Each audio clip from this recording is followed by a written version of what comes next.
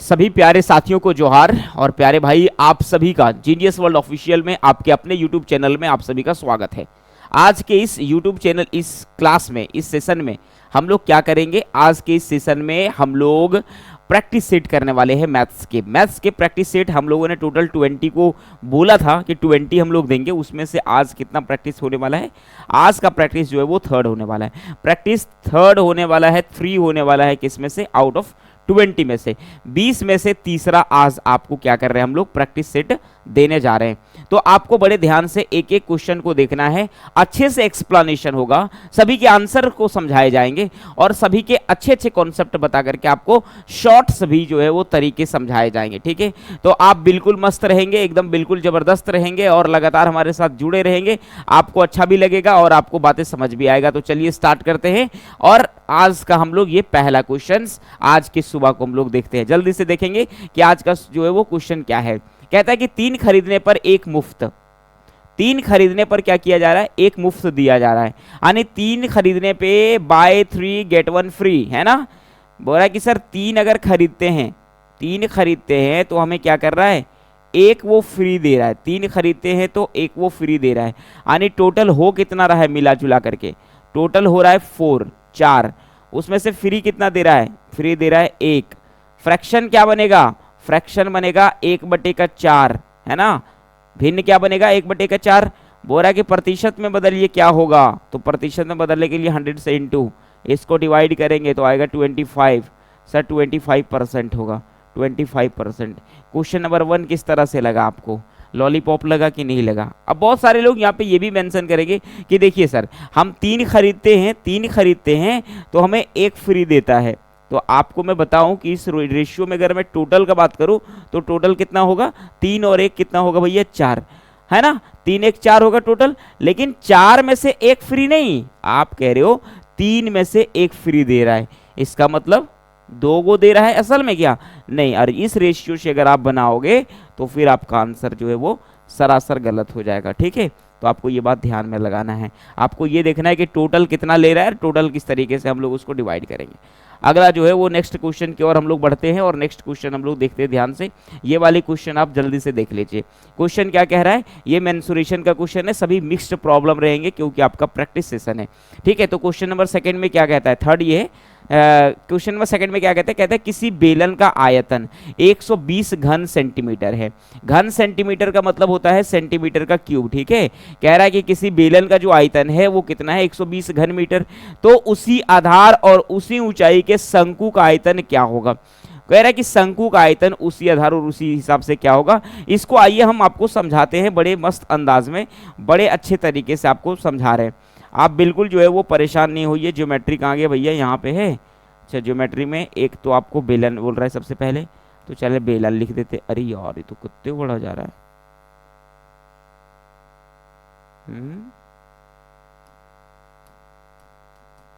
क्या हो रहा है सर,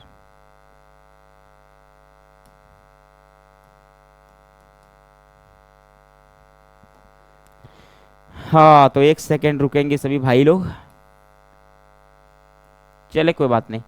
इसने क्या बोला, एक बेलन है, एक बेलन को हम लोग कैसे छापते हैं, इस तरीके से एक बेलन को छापते हैं, इस तरीके से। ये हमारा एक बेलन है और दूसरा जो है वो एक शंकु कह रहा है, शंकु इस तरीके से कह रहा है। दोनों का ऊंचाई सेम है, ये हाइट सेम है, ये हाइट सेम है, रेडियस सेम है, रेडियस यानी आधार दोनों सेम है, तो आधार भी सेम लिख दिए। ठीक है, कह रहा है कि बताइए अगर बेलन का आयतन 120 है, बेलन का आयतन कितना है 120, क्या चीज, सेंटीमीटर क्यूब, तो घन का आयतन क्या होगा। हम लोग ये बात को जानते हैं कि बेलन का आयतन और घर और जो है शंकु के आयतन में जो फर्क है वो ये है 1/3 गुने का πr² h का फर्क है, πr² h का फर्क है। अब देखो πr² जो घन होता है वो किसका, ये जो आयतन होता है वो किसका होता है, बेलन का। बेलन का क्या होता है, πr² h, यानी बेलन का आयतन इसने 120 सेंटीमीटर क्यूब दिया है, इसका मतलब बेलन का आयतन ये बैठा देंगे तो शंकु का आयतन कितना होगा सर, 120 में से 3 जो है डिवाइड कर देंगे, इसका मतलब ये 40 हो जाएगा। इससे भी आसान क्वेश्चन पूछेगा क्या, नहीं पूछेगा। तो ये ऑप्शन नंबर 4 आपका सही हो जाएगा। क्या समझे, मस्त है क्वेश्चन, आसान है बिल्कुल। बिल्कुल आसान है सर, बहुत अच्छा है और सभी बातें जो है क्लियरली समझ में आ रहा है। अगला क्वेश्चन आप यहाँ से देखेंगे, ये चीज़ को देखिए। 4 नंबर का क्वेश्चन कहता है वह छोटी से छोटी संख्या क्या होगी जिसमें से 12, 15, 20 और 54 से भाग देने पर हर एक स्थिति में 4 जो है वो शेषफल बचेगा।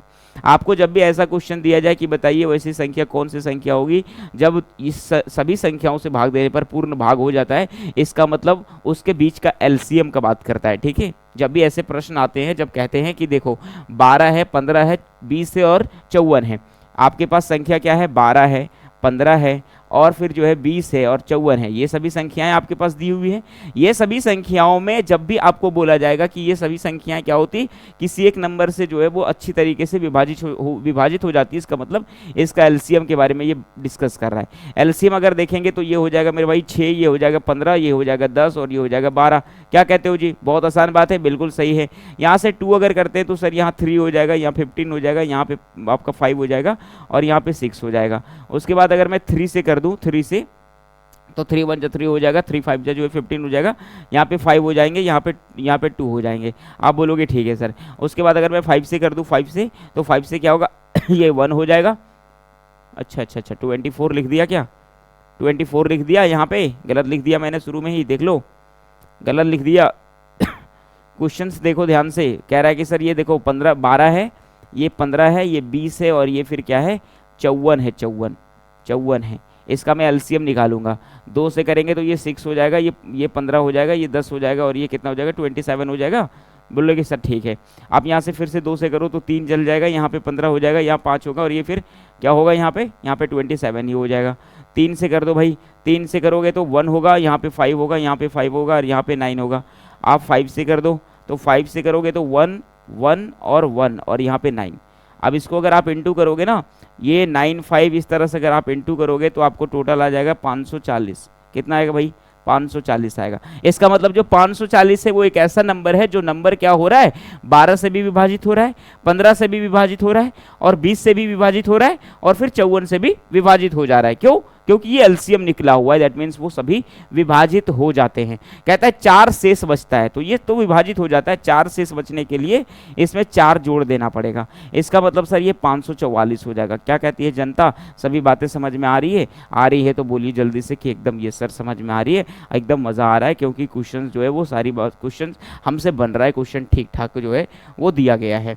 ये आपका हो गया। अगला क्वेश्चन जो है वो हम लोग देखेंगे। ये कहता देख लीजिए, एक पूर्ण घन संख्या प्राप्त करना है तो उसके लिए जो है वो 600 मतलब ये दिखा हुआ है ना 68,600 में कौन सी संख्या से गुना करेंगे तो ये संख्याएं जो है वो पूर्ण घन में बन जाएंगी। ये आपसे क्वेश्चन पूछा गया है कि बताइए कौन सी संख्या जो है इसमें से कौन सी संख्या से गुना करनी पड़ेगी कि वो जो है क्या होगा पूर्ण घन बन जाएगा, पूर्ण घन बन जाएगा, पूर्ण घन बन जाएगा। पूर्ण घन हम किसको कहते हैं सर? पूर्ण घन उसको कहते हैं जब भी इसका हम अभाज्य गुणनखंड करते हैं और गुणनखंड में सभी का जो है वो मिला हुआ भाग 3 के पावर में हो जाए, 3 के पावर में या 3 के पावर के मल्टीपल में हो जाए, यानी गुणज में हो जाए, तो हम लोग क्या कह देंगे कि वो जो है वो पूर्ण घन में है।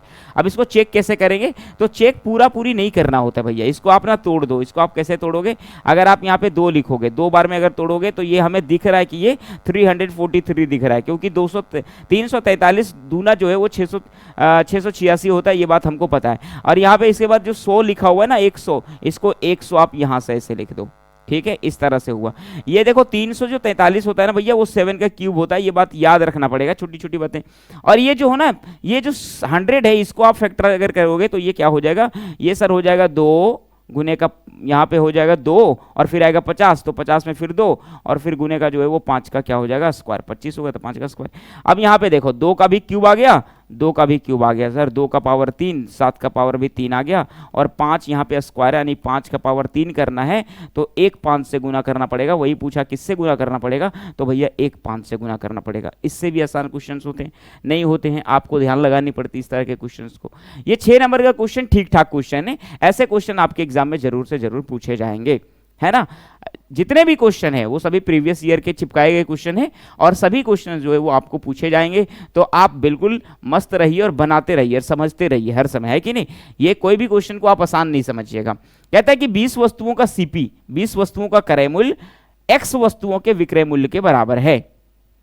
सर जो 20 वस्तु है ना, 20 वस्तु का जो सीपी है, सीपी वो क्या है, वो सर एक्स वस्तुओं के एसपी के बराबर है सर, एसपी के बराबर।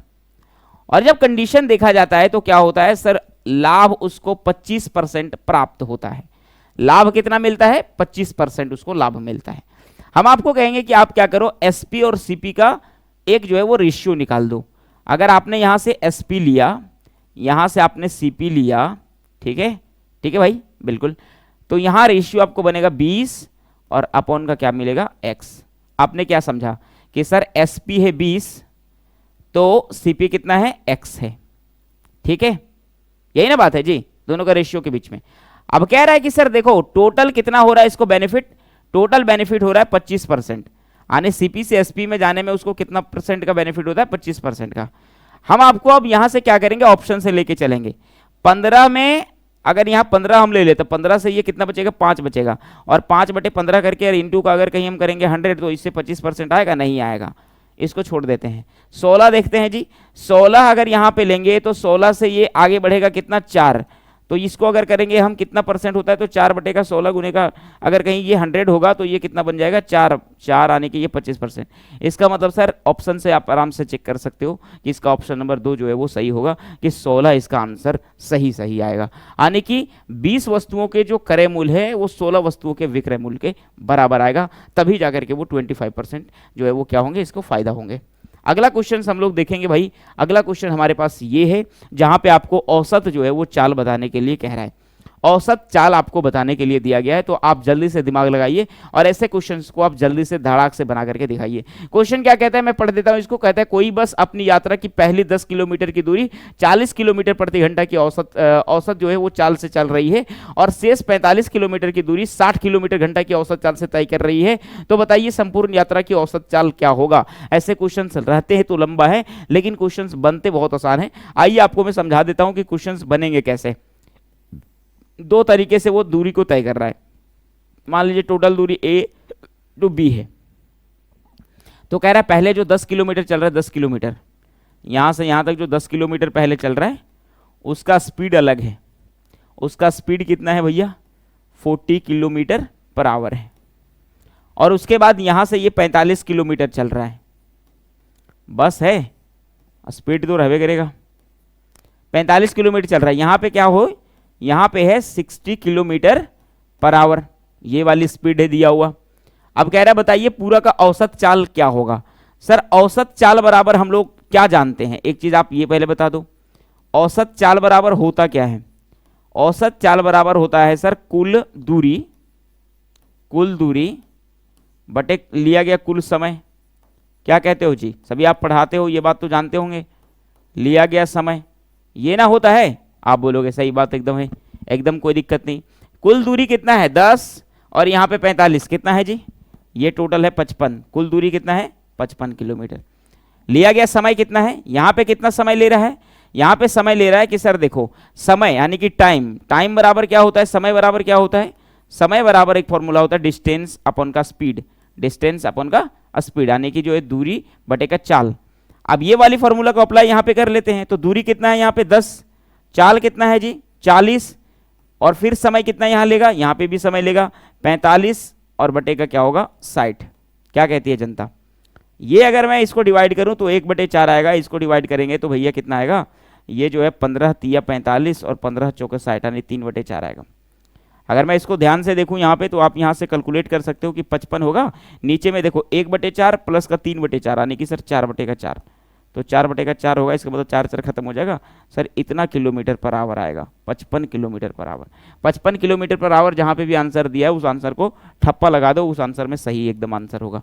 आप बताइए कि आपको समझ में आया कि नहीं आया, क्यों, क्योंकि इतने अच्छे तरीके से मैं आपको डिजाइन से समझा रहा हूं, इतने वेल जो है वो स्टाइल में समझा रहा हूं कि आपको कोई तरह का दिक्कत नहीं होगा ऐसे प्रश्न को बनाने में।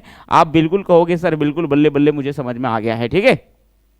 अगला क्वेश्चन जो है नंबर 9 है। 9 क्वेश्चन नंबर थोड़ा सा ट्रिकी है लेकिन आपको आसान लगेगा, आपको बन जाएगा। कहता है क्वेश्चन क्या कि यदि एक समबाहुभुज की भुजाओं की संख्या n है तो बताइए इसकी सममित रेखाओं की संख्या कितनी है। सममित मतलब सिमेट्री है ना, सममित मतलब क्या होता है भैया, सिमेट्री होता है। तो बोल रहा है कि सिमेट्री जो लाइन होंगे वो कितने होंगे, यानी सममित रेखाएं यानी सिमेट्री लाइन कितने होंगे, कितने लाइन होंगे जो वो पूरे आकृति को बराबर बराबर भागों में क्या करेगा, बांट देगा, ये इससे कितनी लाइन हो जाएंगी। हम एक चीज आपको पूछते हैं, मान लीजिए अगर मैंने एक त्रिभुज छाप दिया, त्रिभुज छापा, मैंने एक त्रिभुज यहां से छाप दिया, अब आप यहां से हमें बताओगे त्रिभुज छापने के बाद त्रिभुज को कितने भाग आप बराबर जो है वो कितने लाइन खींच करके बराबर बराबर भागों में बांट सकते हो। आप बोलोगे सर एक लाइन ऐसे खींचेंगे तो एक भाग दो भाग ये बन जाएगा, एक लाइन ऐसे खींचेंगे तो दो भाग ये फिर बन जाएगा, एक लाइन इससे खींचेंगे तो तीन भाग बन जाएगा। यानी कि सर देखो तीन साइड है, अगर तीन साइड है तो सर इसका सिमेट्री लाइन भी कितना है, सर इसका सिमेट्री लाइन भी जो है वो तीन है। अगर मैं आपको इसी तरीके से जो है वो स्क्वायर के बारे में पूछूंगा तो चार लाइन होंगे, तो वहां पे भी सिमेट्रिक लाइन कितने होंगे, चार होंगे। तो यहां पे ये कह रहा है कि बताइए अगर सम बहुभुज की यानी कि जितनी बराबर बराबर भुजाओं वाली की जो भी संख्या है वो n है, तो बताइए कि कितनी संख्याओं में जो है वो सममित रेखाएं होंगी, तो n होंगी। ये ट्रिकी क्वेश्चन था, याद करने वाली समझने वाली बात है, तो इसको आप समझ जाओगे और आराम से इसको बना भी लोगे। ये वाले क्वेश्चन को ध्यान से देखिएगा, ये क्वेश्चन को मैंने जो है वो ऑलरेडी पहले करा दिया है, नहीं कि किसी बेलन का जो है वो आयतन 120 है तो उसी आधार और उसी ऊंचाई वाले जो है वो शंकु का आयतन कितना होगा, 40 होगा। ये क्वेश्चन आपका ऑलरेडी पहले भी हो चुका है। ओके आगे क्वेश्चन देखिए क्या कहता है, कहता है यदि एक आयताकार कागज की आसन भुजाओं में से 25% और 20% और 50% की वृद्धि की जाती है तो बताइए कितने प्रतिशत की बढ़त होगी। हम कह रहे हैं कि देखो इसको कैसे बनाएंगे, एक तो करेंगे 25%, प्लस का कर देंगे 50%, ठीक है, और फिर प्लस का करेंगे 25 गुने का 50, 25 गुने का 50 और फिर अपॉन में कर देंगे यहाँ पे क्या 100। इस तरीके से आप आराम से बना सकते हो जी, है कि नहीं। ये कितना हो जाएगा सर 75 हो जाएगा, और ये अगर यहाँ से डिवाइड करेंगे तो ये 2 और ये करेंगे तो 12.5 है कि नहीं, तो सर यहाँ पे 12.5 हो जाएगा, इतना टोटल परसेंटेज होगा। अगर इतना टोटल परसेंटेज होगा दैट मीन्स कितना होगा सर 87.5% होगा, यानी 80.5 होगा, 87 होगा, यानी कि ऑप्शन नंबर 2 होगा। तो इस तरह से आप ये वाली फॉर्मूला को क्रमिक विधि वाला फॉर्मूला से बना सकते हो। जैसे नहीं कहते थे x प्लस वाई और प्लस x इंटू का वाई अपॉन का 100, यानी 2% लगातार जो है वो 2% बढ़ रहे हों, है ना, तो 2% बढ़ने के समय में उसको हम लोग क्रमिक विधि से प्रतिशत एक निकाल लेते हैं कि उसका मूल प्रतिशत क्या है। सो ठीक है, उसी स्टाइल में आपको ये वाली चीज बना करके और आपको बनाना है और देखना है। समझ में आ गई होंगी सभी को। अगला क्वेश्चन आप यहां से देखिए, बोलता है कि एक पहिया जो कि 88 किलोमीटर की दूरी तय करने में 4000 बार जो है वो घूमता है तो पहिए की त्रिज्या कितनी हो जाएंगे। आप यहीं से देखिए, मान लीजिए कि ये एक डिस्टेंस कवर करना जो कि कितना है 88 किलोमीटर है, 88 किलोमीटर, ठीक है, और उसमें क्या होता है एक पहिया ऐसे घूम रही है, तो पहिया घूमती कितना है, पहिया उतना घूमती है जितना इसकी परिधि होती है, यानी 2πr जितना इसकी होती है उतना ही घूमती है। कितना बार घूमती है 4000 बार, तो 4000 इसका जो है वो टोटल डिस्टेंस होगा। लेकिन टोटल डिस्टेंस क्या है, कितना रहा है 88 किलोमीटर कह रहा है, तो मैं ऐसे कर दूं 88, ये देखो मीटर में आपका हर चीज दिया हुआ है, तो 88 जो है वो किलोमीटर को मैं मीटर में बदल देता हूं, और फिर ये 2πr जो किया है ना उसमें r बराबर लिखते हैं कि सर देखो 2 गुने का जो है वो 22/7 होगा, और फिर यहाँ गुने का जो हो जाएगा वो कितना हो जाएगा 4000 हो जाएगा। आप ये 0 0 0 कैंसिल आउट कर दो, उसके बाद 22 से 4 बार में पढ़ दो, ठीक है, और ये 2 से 2 बार में आप पढ़ दो, उसके बाद ये जो जाएगा भैया 2 से यहाँ पे 2 बार में चल जाएगा, और ये 7 ऊपर होगा और 7/2 आएगा। इसका मतलब अगर आप मैं इसको फाइंड करके देखूं तो 3.5 जो है वो मीटर आ जाएगा, 3.5 मीटर में आपका ऑप्शन नंबर 1 जो है वो सही हो जाएगा। आप ये कैलकुलेट करो और आसान से एकदम आंसर लो। आंसर आपसे पूछा है, कितना दिक्कत है, कोई दिक्कत नहीं है, बहुत आसान आसान क्वेश्चन पूछा है आपसे। चलिए इस क्वेश्चन को देखिएगा ध्यान से एकदम बिल्कुल। यह आपका 30 नंबर का क्वेश्चन कहता है कि यदि किसी वर्गाकार भूखंड की भुजा में 20% की कमी कर दी जाए तो नया क्षेत्रफल में कितना जो है वो मूल क्षेत्रफल का कितना जो है वो कम हो जाएगा, है ना। नया क्षेत्रफल मूल क्षेत्रफल का हो जाएगा, कितना गुना हो जाएगा, 0.64 गुना हो जाएगा, 64 गुना हो जाएगा, 0.36 गुना हो जाएगा, और कितना हो जाएगा आपका यहाँ पे हो गया कितना 36 गुना हो जाएगा। नहीं, ये चीज़ आपसे जो है वो पूछा गया है, तो आपको ये बताना है कि कितना गुना हो जाएगा। जल्दी से बताइए, फटाफट बताइए। यहाँ पे क्या कह रहा है, अभी जैसे हमने बताया था आयत वाला में, आयत वाला में क्या बताया था आपने, यहाँ से देखिएगा ध्यान से कि आयत वाला को मैंने जब बताया था तो उसमें मैंने क्या लिखा था, ये वाली विधि लिखाई थी कि जब भी आयत के जो है वो भुजाएं बदलती हैं तो इस विधि से हम लोग क्या कर सकते हैं, उसको निकाल सकते हैं। अब यहाँ पे वर्ग की भुजाएं बदल रही हैं, तो वर्ग की भुजाएं बदल रही हैं तो उसको भी हम लोग वर्ग की भुजा वाला भी बना सकते हैं, लेकिन यहाँ कमी हो रही है, कमी होने के कारण से इसको माइनस से डिनोट करेंगे। तो सर -20%, और वर्ग में क्या होता है दोनों भुजाएं बराबर होती है, तो माइनस का 20%, और सर माइनस माइनस क्या होगा प्लस 20 गुने का 20, 20 गुने का 20। ये क्रमिक विधि ना बहुत जरूरी है जी जानना, इसको ऐसे आप कर दो। फिर इसके बाद आप जब निकालोगे तो सर कितना निकालोगे, -36%। -36% इसका हुआ। हम मान लेते हैं, क्या मानते हैं कि अगर कहीं जो है वो 100% टोटल होता होगा पहले वाला, तो अब कितना बनेगा, -36 आने की आपका 64%। 64% बना ना, तो बोल रहा है कि बताइए इसका कितना गुना है, ये इसका कितना गुना है, तो सर इतना गुना है, 0 पॉइंट जो है वो 64। क्यों? क्योंकि 100 हमने पूरा माना, और अगर इसको मैंने गुना कर दिया 0.64 से, तो ये कितना हो गया, 64 हो गया, बात खत्म है। इसलिए मैंने कह दिया क्या कि ये 0.64 गुना है। समझ में आ गया होगा, कोई बात नहीं है, कोई दिक्कत नहीं है, समझ में सभी को आ गया। ये वाला देखिए सीटेट में पूछा गया 2015 में, कहता है कि किसी सम उत्तल बहुभुज के प्रत्येक अंतःकोण की माप जो है वो कितना है, 156 डिग्री है। मान लीजिए किसी कोई भी जो है वो एक बहुभुज है जो कि उत्तल है। उत्तल बहुभुज इसको कहते हैं जिसका जो है वो एंगल क्या होता है, 180 से कम होता है। ठीक है, 180 से क्या होते हैं भैया, कम होते हैं। तो 180 से जो भुजाएं जो एंगल कम है वो कितना है, 156 डिग्री है, 156 डिग्री। अगर 156 डिग्री क्या है, अगर 156 डिग्री अंदर की भुजाओं का मान है, तो बताइए बाहर के जो है कौन है उसका मान कितना होगा, 24 डिग्री होगा। और हम लोग जानते हैं, क्या जानते हैं सर, कि संख्या जो नंबर ऑफ भुजा होता है, number of side, number of जो साइड होते हैं, नंबर ऑफ साइड, वो नंबर ऑफ साइड क्या होता है, ये फॉर्मूला याद कर लेना जी। नंबर ऑफ साइड होता है सर 360, और उसमें बटे क्या कर देना है, बटे कर देना है सर बाहरी जो है वो बाह्य जो है वो एंगल, बाह्य कोण, बाह्य कोण। ठीक है, अब यहां से देखिए 360 हुआ टोटल एंगल, और बाह्य कोण कितना है, 24 आ रहा है, तो 24 यहां से इसको भागा दे दो। 24 अगर आप भागा दोगे, 12 दूना 24, 12 तिया 36 है कि नहीं, आने के सर लगभग 15 आ रहा है, तो इसका 15 होगा आंसर। कितने भुजाएं होंगे भाई, भुजाएं जो है वो 15 होंगे। इस तरह से आप बड़े आसानी से निकाल सकते हो। कैसे निकाल सकते हो कि सर हम लोग देखेंगे अंतःकोण दिया हुआ 156, तो अंतःकोण 156 दिया हुआ है, तो हम क्या निकालेंगे, बाह्य कोण निकालेंगे। बाह्य कोण को क्या करेंगे, 360 से भागा दे देंगे, निकल जाएगा फटाक से आंसर। अगला क्वेश्चन देखेंगे, अगर आपको मजा आ रहा होगा तब। ये क्वेश्चन में थोड़ी सी जो है त्रुटि आ गई है, ये क्वेश्चन इसलिए जो है वो आज मैं नहीं बता पाऊंगा, क्योंकि इसमें मिस्टेक हो गया, मिसप्रिंट हो गया, और ध्यान में नहीं आ रहा कि क्या क्वेश्चन था। सो आपको वीडियो कैसा लगा, सेशन कैसा लगा, आप जरूर हमें बताएं, क्योंकि वो सारे इंपॉर्टेंट क्वेश्चन मैंने कराया था जो प्रीवियस ईयर के जो है वो पेपरों में ढूंढने पे मिला था। तो अगर आपके लिए लग रहा है कि नहीं मैं आपके लिए थोड़ी सी मेहनत कर रहा हूं, तो आप बड़े आसानी से जो है वो हमारे वीडियो को लाइक कर सकते हैं, हमारे चैनल को सब्सक्राइब कर सकते हैं, और आप जीनियस वर्ल्ड जो है वो ऑफिशियल के फैमिली में आप जो है अपनी गिनती को करा सकते हैं। थैंक यू टीचर्स भाई, thank you, and bye bye, bye bye, जय हिंद।